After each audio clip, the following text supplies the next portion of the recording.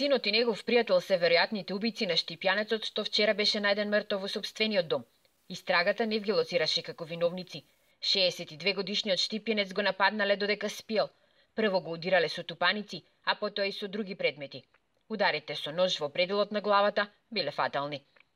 Додека ТБ спиел на кревет во една од собите, при што најпрвин физички го нападнале, удирајќи го со раце, со боксови, со тапи предмети, пошто прво пријавениот со нож му нанел неколку убоди во пределот на главата, од кои што повреди 62 годишниот ТБ починал.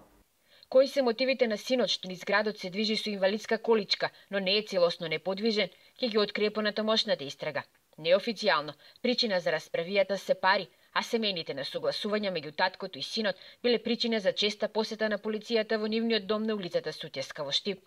Додека трае истрагата, двајцата осомничени ќе бидат во 30-дневен притвор.